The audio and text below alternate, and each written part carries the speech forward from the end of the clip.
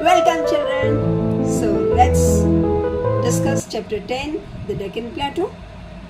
The main points from the exam point of view, which will include the objective questions as I've already told. Choose the correct option, true, false, match the following, fill in the blanks. So for all this we need to do a rigorous study of the lesson. Let's start. When we are talking about Deccan Plateau, which is an important physiographic region of India, we have to remember that it covers 43% of the Indian territory. Okay.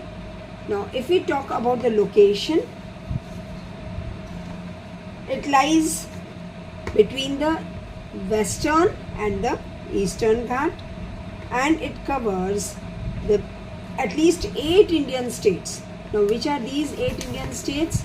They are Madhya Pradesh, Gujarat, Maharashtra, Telangana, Andhra Pradesh, Kerala, Karnataka and Tamil Nadu.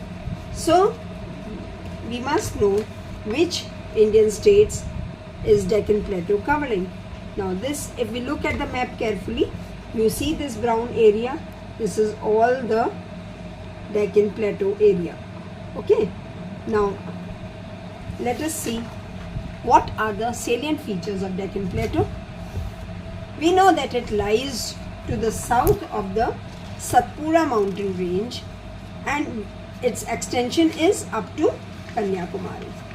That means it is triangular in shape because the southern part of India is triangular.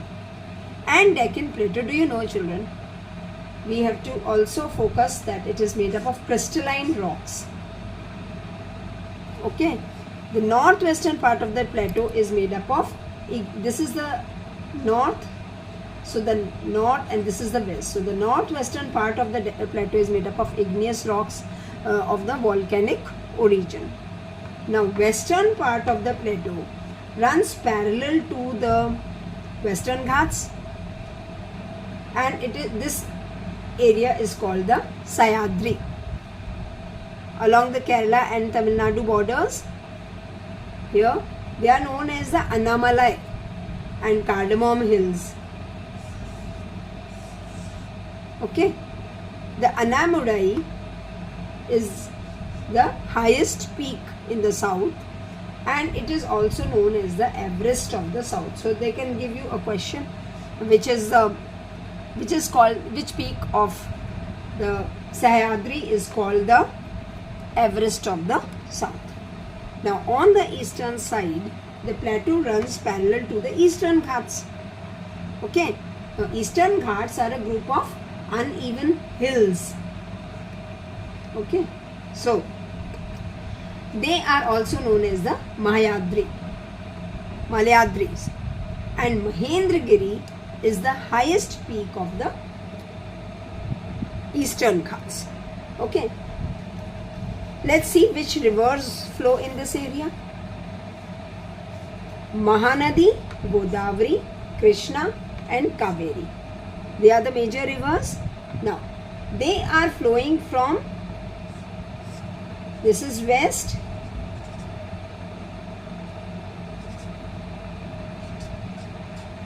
so these rivers are flowing from west towards the east and falling into the Bay of Bengal.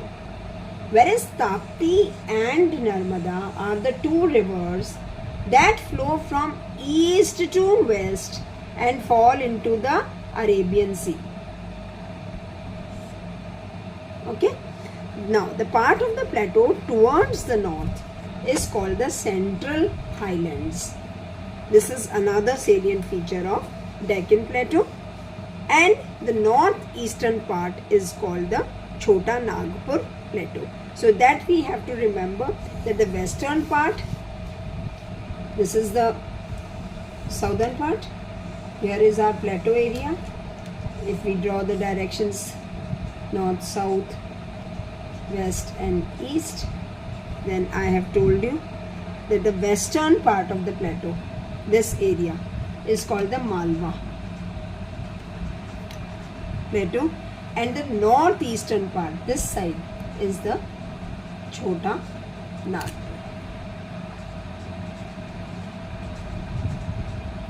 Plateau. Okay. Now the climate, talking about the climate of the Deccan Plateau, it is from dry to tropical. The climate is from dry to tropical. In most parts of the plateau, summers are from March and they end in June. So from March to June they will have summers. Temperature is moderate because it is close to the oceans. Now there is heavy rainfall. This is another feature of plateau, heavy rainfall in monsoon. So the rivers will get enough water to flow. And the rainfall time, monsoon time is July to September.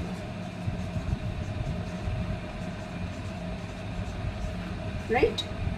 Let's talk now. We have studied about the climate, we have studied about the rivers that are flowing here, we have studied about the hills. Let's see what do the people do to earn their living. That is, what is the occupation of people living in this area. We know that it is a hilly land with poor quality of soil. So in some parts, what will happen? There are forests. There is abundance of forests. Some areas have got no vegetation. So there is less vegetation in some areas. Now, great part of the plateau, we know, we were talking about the igneous rocks and crystalline rocks. So that means that the greater part of the plateau is covered with the lava. You know what is lava that comes out of the volcanic eruption? Now, the best part is that this lava soil is very good for the production of cotton. So what is the main occupation of the people then living over here? Because vegetation is less, areas are hilly, so then mining and industries becomes the main occupation of people living in the Deccan. Where there is lava soil, people can do agriculture and farming. So there is agriculture is also the occupation of people living. Whereas in some places the soil is of red color, and so this red soil is very good for the production of sugar cane, then groundnut, millet and various kind of oil seeds. So these are also grown here.